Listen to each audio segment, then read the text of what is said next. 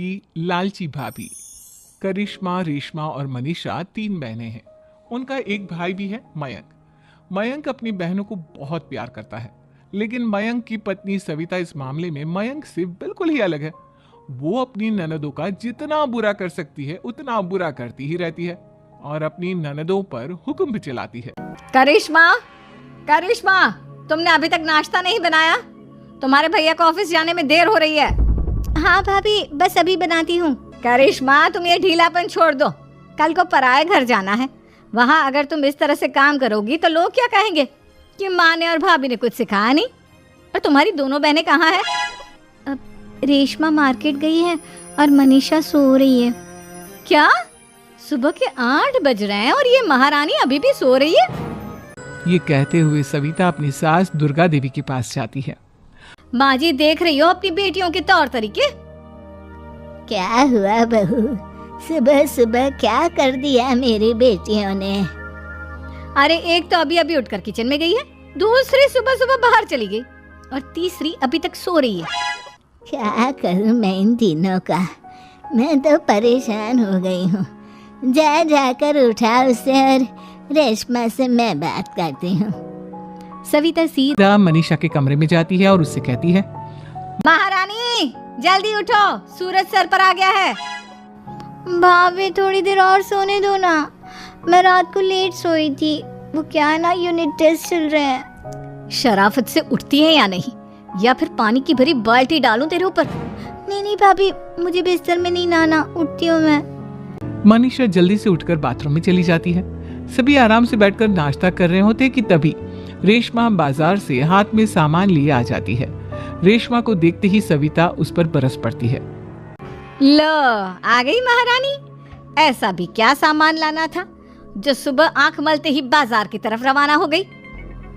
भाभी, कल आप ही तो चीख रही थी कि घर का सारा सामान मुझे ही लाना पड़ता है, घर में किसी को भी किसी काम से कोई लेना देना नहीं है। अब मैं बाजार जाकर सामान ले आई तो आपको इस बात से भी तकलीफ हो रही है? देख रही हो माँ जी, अपनी बेटी की जुबान कैंची से भी तेज चलती है। और मयंक, आप तो कुछ कहेंगे नहीं अपनी लाडली बहन को। रेशमा, अपनी भाभी से ऐसे बात नहीं करते। चलो माफी मांगो। भैया, मैं क्यों माफी मांगू? आप भाभी से बोलिए ना कि हम पर कम हुक्म चलाया करे। हम इस घर की बेटियां हैं और आपकी पत्नी की ननद है, नौकरानी नहीं। लो कर लो बात। इनकी भलाई के लिए कुछ भी बोलो तो इन्हें बुरा लग जाता है। इस घर में यही इज्जत है मेरी।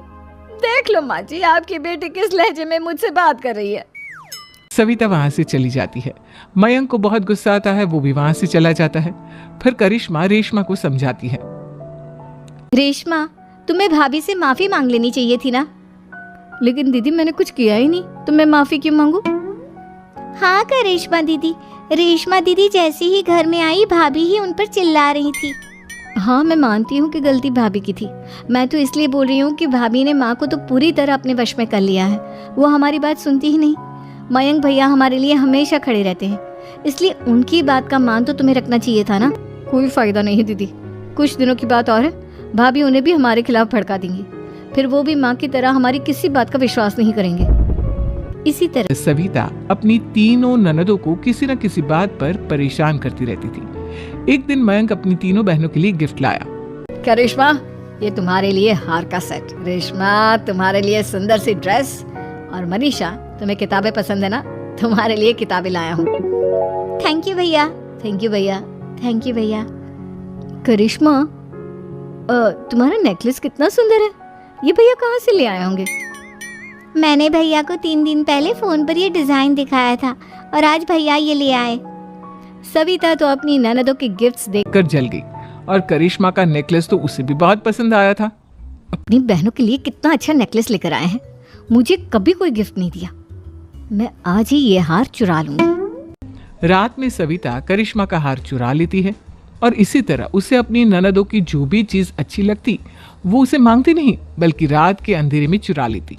इसी तरह दिन बीतते गए और सविता ने मयंक के दिल में भी उसकी बहनों के लिए नफरत पैदा कर दी। एक दिन मयंक ने करिश्मा और रेशमा के लिए रिश्ता देखा और ये बात उसने घर में सबको बताई।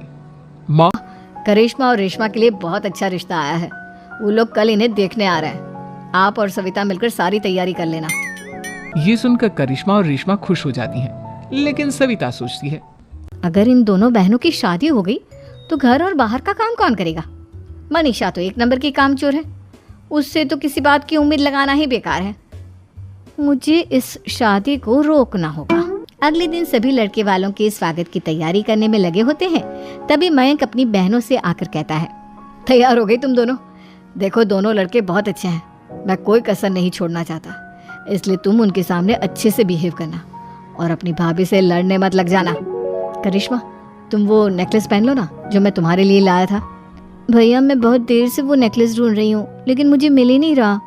क्या तुमने नेकलेस खो दिया? तुम्हें पता भी है वो कितना महंगा था? तुम कोई काम ढंग से नहीं कर सकती। मयंक गुस्से में वहां से चला जाता है। थोड़ी देर बाद लड़के वाले भी आ जाते हैं। वो दोनों बहनों को पसंद कर लेते हैं और रिश्ता पक्का हो जाता है। लेकिन सविता के दिमाग में तो कुछ और ही खिचड़ी पक रही थी।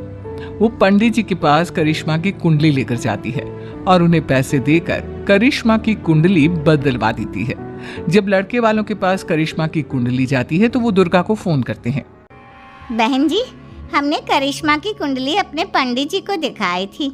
आपकी बेटी की कुंडली नहीं बल्कि दोषों का पिटारा है। देखिए, मैं और मेरे पति इन सब बातों में बहुत विश्वास करते हैं, इसलिए हम आपकी बेटी से अपने बेटे की शादी नहीं करा सकते। इस तरह करिश्मा का रिश्ता टूट जाता है और सभी घर वालों को बहुत दुख होता है। अब कविता सोचती है, चलो करिश्मा का तो रिश्ता टूट गया, अब रेशमा का भी रिश्ता तोड़ना है। क्या करूं क्या करूं? अब सविता आवाज बदलकर किसी अननोन नंबर से रेशमा के होने वाले ससुराल में फोन करती है। हेलो, मैं कौन हूँ कौन नहीं ये आपके लिए जानना जरूरी नहीं, बस इतना सुन लो कि रेशमा का 2 साल से किसी के साथ अफेयर चल रहा है। बस रेशमा का रिश्ता तोड़वाने के लिए सविता का इतना कहना काफी था। अब रेशमा का भी रिश्ता टूट गया। मयंक और दुर्गा देवी ने रेशमा को खूब खरी खोटी सुनाई और उससे बार बार उस लड़के के बारे में पूछने लगी। आप दोनों मुझे क्यों परेशान कर रहे हो? अरे कोई लड़का होगा मेरी लाइफ में तो मैं बताऊंगी ना, जब कोई है ही नहीं तो कहाँ से लाऊं मैं कोई लड़का? तो तेरे होने वाले ससुराल वालों को फोन किसने किया था? माम मैं नहीं जानती किसने फोन किया था, मैं सच कह रही हूँ। मैं तो पहले ही कह रही थी इसकी लगाम खींच कर रखो, लेकिन मेरी सुनता ही कौन है। आप चुप रहिए भाभी, ये सब आपका ही किया धरा है। अब तीनों बहनों को विश्वास हो जाता है कि ये सब उनकी भाभी ही कर रही है। तीनों बहनें अपनी भाभी को सबक सिखाने के लिए एक वकील कर लेती है और घर में हिस्सा मांग। देखो भैया, माँ बाप की जायदाद में जितना बेटों का हक होता है उतना ही बेटियों का, इसलिए इस घर के 4 हिस्से होंगे और हमें अपना हिस्सा चाहिए। मैंने तुम्हारे लिए क्या क्या नहीं किया और तुम इस घर में हिस्सा मांग रही हो? भैया, आप और माँ हम बहनों की कोई बात नहीं सुनते हो और भाभी हमारी शादी नहीं होने देगी क्योंकि उन्हें लगता है कि आप हमारी शादी में ज्यादा पैसा लगाओगे और उन्हें हम जैसी फ्री की नौकरानी कहाँ मिलेगी। तो हम भाभी के साथ तो रह नहीं सकते, हम बहनों को अपना हिस्सा चाहिए। अरे तुम्हें शर्म आनी चाहिए अपने भाभी पर ऐसा इल्जाम लगाते हुए। वो तुम्हारे बारे में कितना सोचती है। हाँ माँ, भाभी हमारे बारे में बहुत सोचती है, दिन रात बस यही सोचती रहती है कि किस तरह से अपनी तीनों ननदों को परेशान करूं और कभी मुझे पढ़ने भी नहीं देती। दोनों बहनों का रिश्ता भी तो इन्होंने ही तोड़वाया है और रात में हमारे कमरे में आकर हमारी चीजें भी चुराती हैं। इसी तरह सविता की तीनों ननदें अपनी बात पर अड़ी रही। अब कोर्ट में तारीख भी शुरू हो गई। जब सविता को लगा कि उसकी तीनों ननद इतनी आसानी से नहीं मानने वाली, तो उसने अपने पति और सास को सारी सच्चाई बता दी और अपनी तीनों ननद से माफी मांगी।